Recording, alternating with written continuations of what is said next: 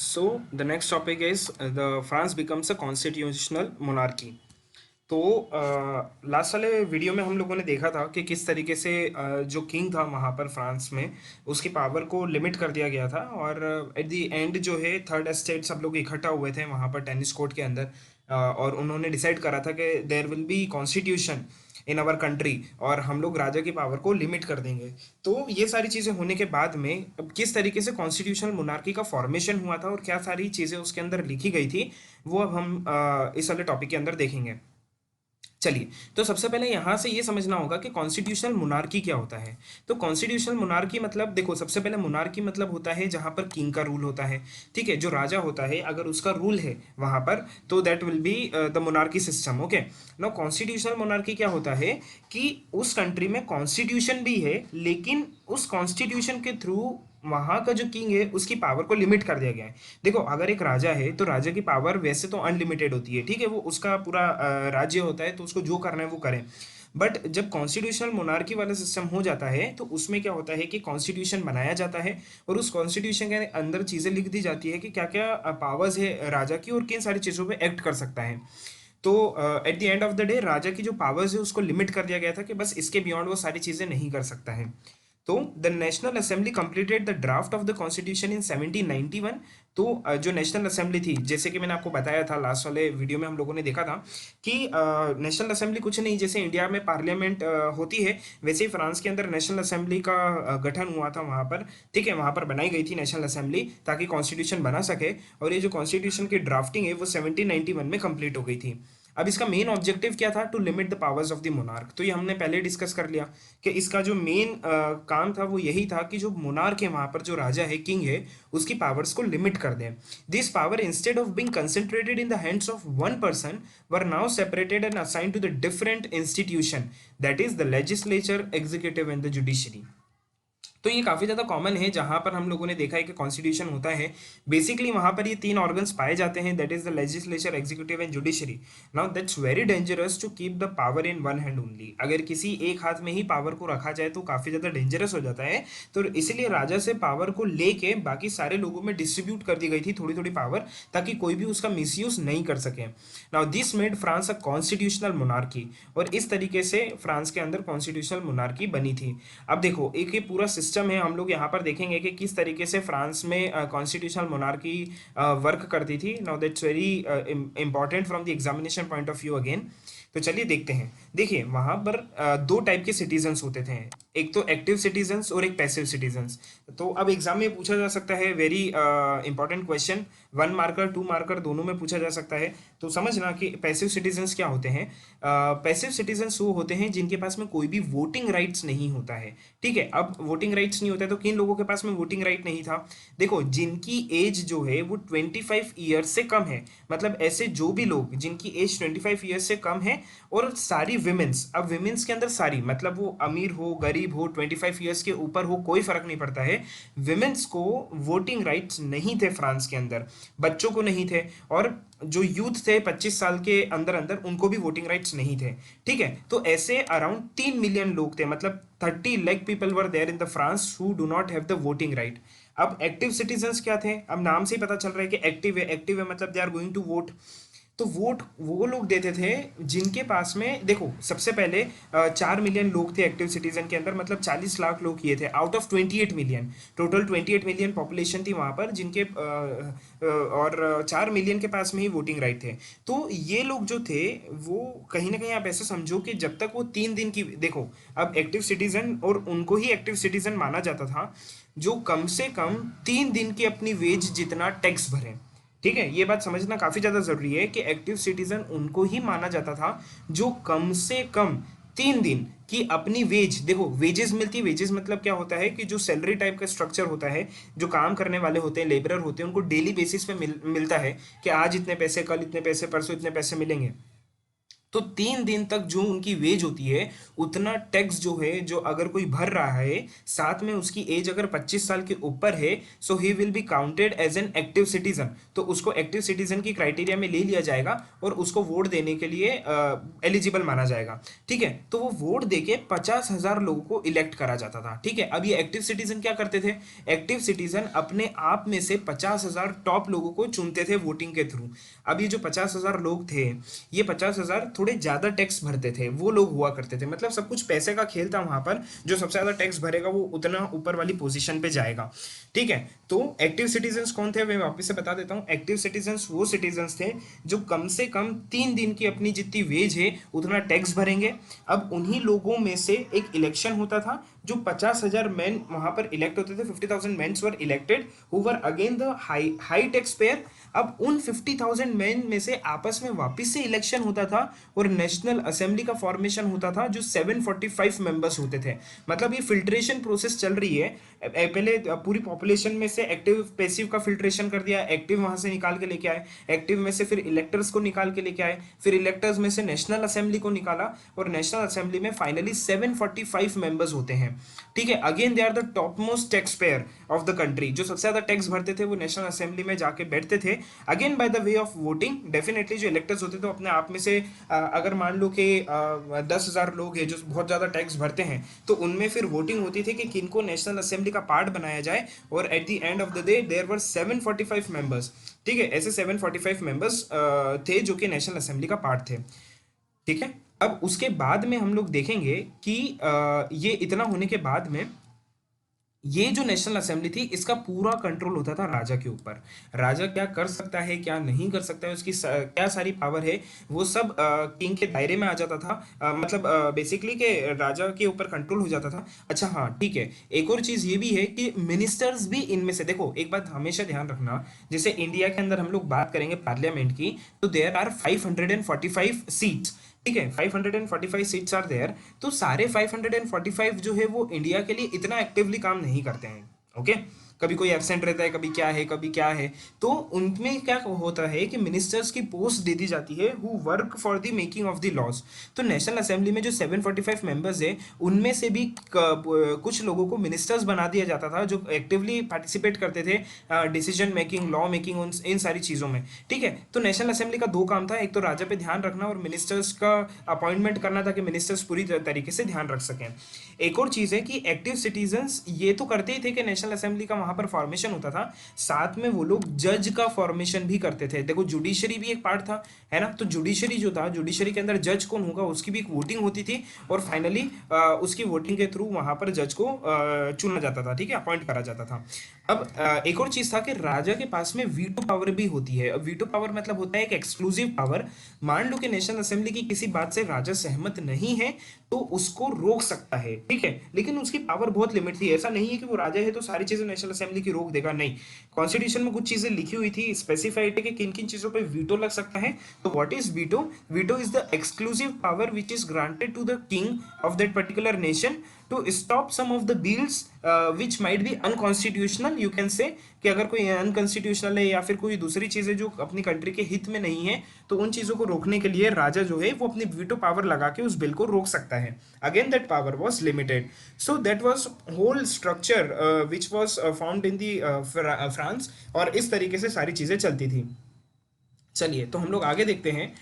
The Constitution of 1791 vested the power to make laws in the National Assembly, which was indirectly elected. ठीक है, तो indirectly elected होते, election होते थे। देखो जो लॉज बनाते थे नेशनल असेंबली में वो इनडायरेक्ट इलेक्शन होता था। मतलब इनडायरेक्ट इलेक्शन मतलब क्या चीज होता है कि कोई भी आदमी, जैसे कि एक्टिव सिटीजन की बात करें, तो एक्टिव सिटीजन जो है वो डायरेक्टली नेशनल असेंबली को नहीं चूज कर सकता है। ठीक है, इनडायरेक्ट तरीके से करता है। मतलब पहले ही वो इलेक्टर्स करेगा, फिर इलेक्टर्स, फिर नेशनल असेंबली करेगा, तो ये इनडायरेक्ट इलेक्शन होता है। अगर कोई मतलब अगर डायरेक्ट इलेक्शन हो रहा है और डायरेक्ट नेशनल असेंबली का आप ही चयन कर रहे हो वहां पर, अगर चूज कर रहे हो नेशनल असेंबली को, सो that will be the direct election. But France में ऐसा था नहीं। हम लोगों ने अभी देखा है कि एक्टिव सिटीजन्स जो है वो इलेक्टर्स को पहले चूज करते थे, और फाइनली इलेक्टर्स जो है वो नेशनल असेंबली को चूज करते थे। तो in short the active citizens were having the indirect elections to choose the national assembly.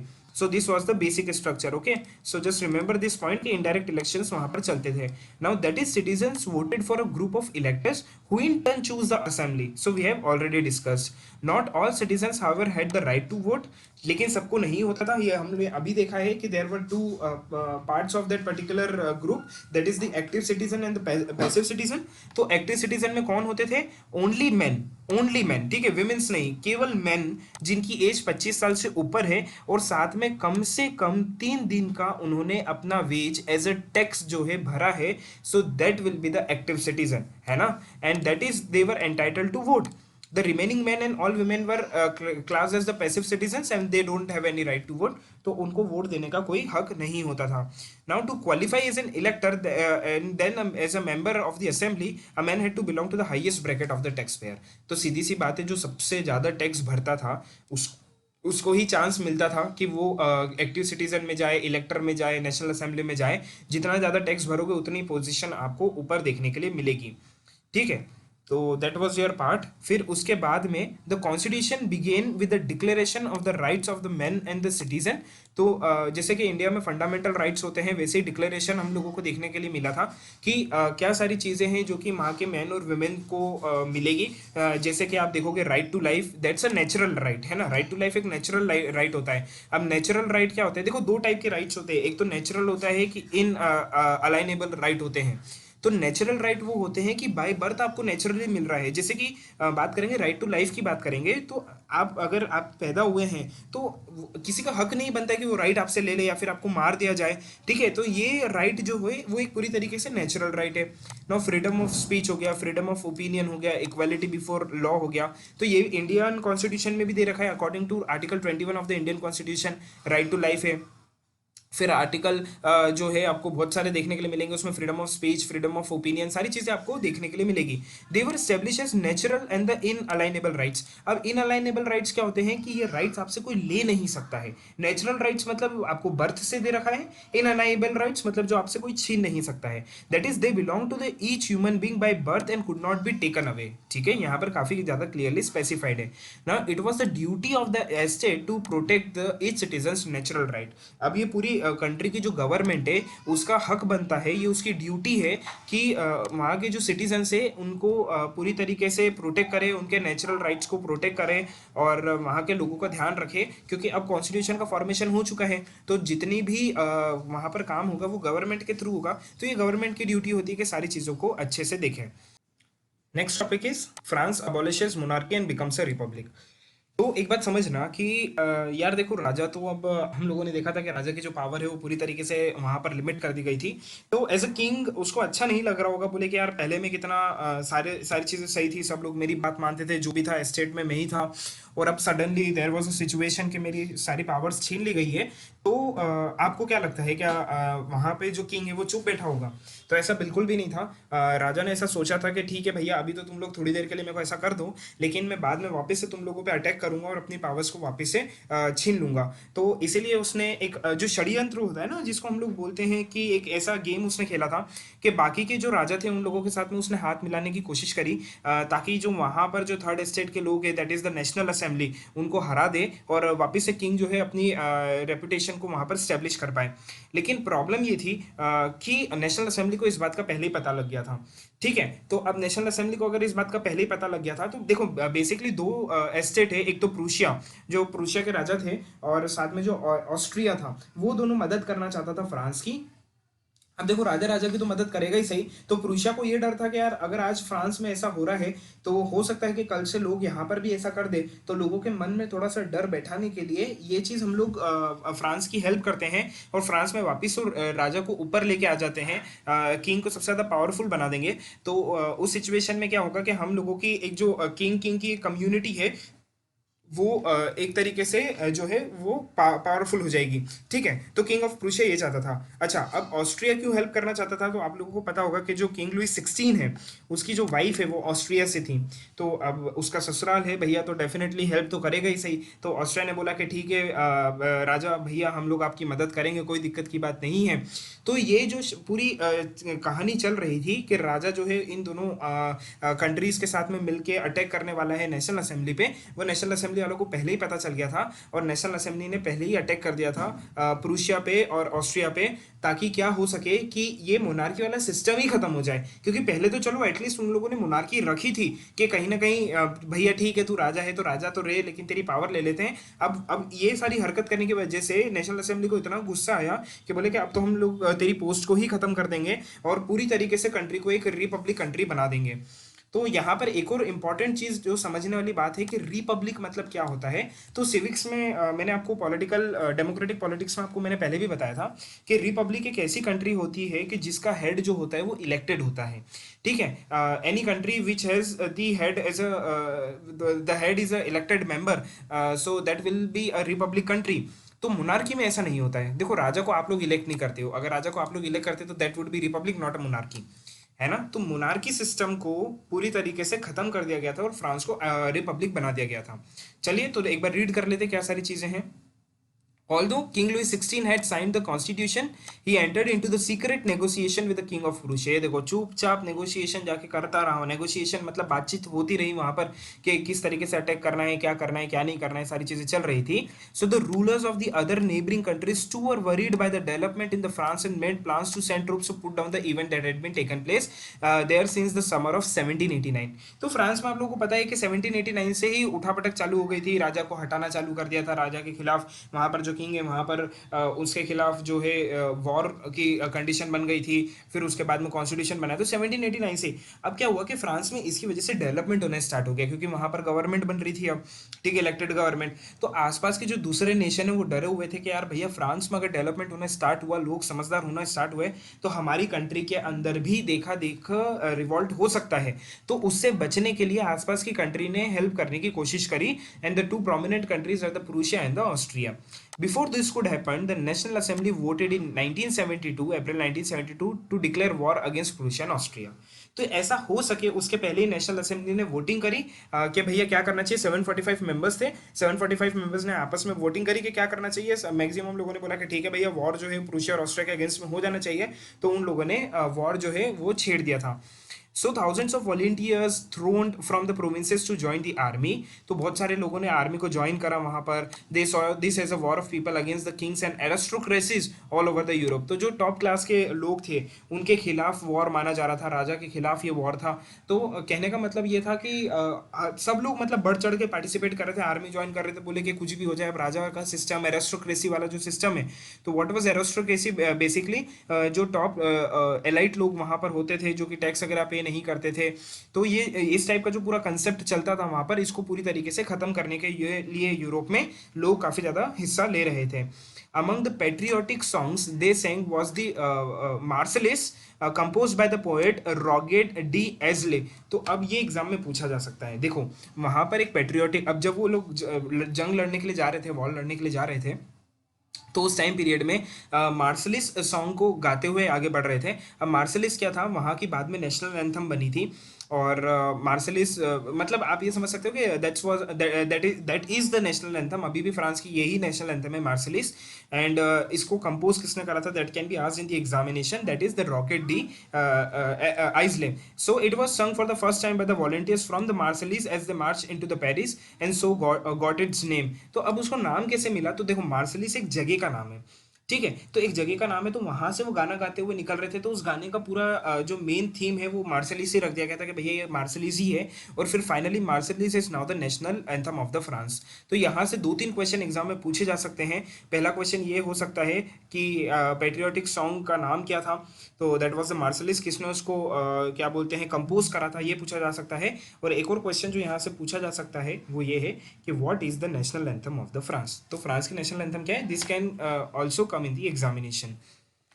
Now the revolutionary wars brought losses and economic difficulties to the people। तो ये तो देखो ये बात तो बहुत ही सही है कि किसी भी कंट्री में अगर वॉर होता है तो उसकी इकोनॉमिक लॉसेस काफ़ी ज़्यादा देखने के लिए मिलता है हम लोगों को। पैसा जितना भी है वो सब आपको आर्मी के उसमें लगाना पड़ता है, और वहाँ के लोगों को खाना पीना वेपन सारा पैसा उसमें चले जाता है। तो बाकी के कॉमन लोगों को बहुत दिक्कत देखने के लिए मिलती है। While the men were away fighting at the front, women were left to cope with the task of earning a living and looking after the families. तो देखो जितने भी मैन लोग थे वो तो वॉर लड़ने के लिए चले गए थे, पीछे क्या छोड़ के गए थे, विमेन्स और उनके जो बच्चे थे वो। तो अब विमेन्स का मेन काम क्या था कि वहां पर लोगों की सॉरी विमेन्स का मेन काम ये था कि उनके घर की देखभाल करना, उनके बच्चों की देखभाल करना, उसके लिए खाने पीने की चीजें जो है, बेसिक अर्निंग जो है एटलीस्ट उतना तो होना चाहिए। पर वो थोड़ा सा हम लोगों को देखने के लिए मिला था कि दिक्कत हो रही थी। तो large section of the population were convinced that the revolution had to be carried further as the constitution of 1791 gave political rights only to the richer section of the society. काफी इंपॉर्टेंट लाइन है। देखो ये क्या बोलने की कोशिश कर रहा है, ये बोल रहा है कि हम लोगों ने देखा है कि जो कॉन्स्टिट्यूएंट असेंबली बनी थी ऊपर, ठीक है, ऊपर वाले पार्ट में जो हम लोगों ने डिस्कस करा था, that the constitution assembly which was formed. अब इसके अंदर क्या देखने के लिए मिला था कि जो हाईएस्ट टैक्स पेयर्स होते थे, है ना, उन लोगों को ही राइट होता था कि वो वोट दे सके और सारी चीजें हो सके। जो बेचारे गरीब लोग थे जो टैक्स नहीं भर पाते थे उनको अभी भी कोई राइट नहीं था। तो इसको प्रॉपर डेमोक्रेसी तो अपन बिल्कुल भी नहीं बोल सकते हैं। तो यहाँ पर यही कहना था जो लोअर क्लास के लोग थे कि भैया ये बहुत ही गलत है। देखो ट्रांसफॉर्मेशन तो हो ही रहा है पूरी कंट्री के अंदर, पूरे यूरोप के अंदर। तो कहीं ना कहीं आपको इस चीज को भी देखना पड़ेगा, और जो पॉलिटिकल राइट्स आपने केवल रीचर सेक्शन को दे रखे हैं कि वही वोट कर सकते हैं, उसको हटा के आप लोग हमको भी इंक्लूड करो ताकि हम भी इसके अंदर पार्टिसिपेट कर सकें। So, the political clubs became an important rallying point for people who wish to discuss the government policies and plans either on forms of action. तो देखो पहले तो व्हाट्सएप वगैरह तो चलते नहीं थे, बहुत ही मतलब ऐसा सिनेरियो था कि you can not just call a particular group के भैया ये दिक्कत हो गई है, अब हम लोगों को ये देखना पड़ेगा, ये एक्शन लेना पड़ेगा। सो वहाँ पर ये सारी टेक्नोलॉजी होती नहीं थी उस टाइम पीरियड में। तो क्या होता था कि लोग जहाँ पर मिलते थे, जैसे कि हो गया बार्बर शॉप हो गया, या फिर कहीं ऐसी कॉमन जगह मार्केट में जहाँ पर कल्चरल एक्टिविटीज़ कैरी आउट होती थी, तो वहाँ पर गवर्नमेंट की पॉलिसीज और प्लान्स को डिस्कस करा जाता था। और अब क्या हो गया देखो, अब है ना, अब एक एसोसिएशन भी बना सकते हो वहाँ पर, आपको अब क्लब वगैरह अगर बनाना है तो बना सकते हो। राजा के टाइम में ये चीज़ पॉसिबल नहीं थी, अब राजा को तो ओवरथ्रो कर दिया था, हम लोगों ने भगा दिया था। तो अब आप क्लब्स का फॉर्मेशन कर सकते हो। तो वहाँ पर एक क्लब बनाया गया था, that was the Jacobian club. अब जो भी आपका इंडिपेंडेंस से रिलेटेड चीज़ें हैं, कंट्री के डेवलपमेंट से रिलेटेड चीज़ें हैं, लोग वहाँ पर डिस्कस करते थे।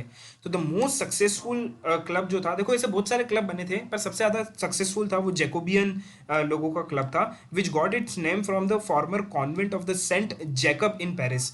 तो पहले कॉन्वेंट था और वहाँ पर जो कॉन्वेंट था उसका नाम था सेंट जैकब। तो पेरिस के अंदर वहाँ से जैकोबियंस नाम जो है वो निकल के आया था ना। यहाँ पर women's too who had been active throughout this period form their own clubs. तो विमेंस ने भी अपने क्लब का फॉर्मेशन वहाँ पर करने की कोशिश करी।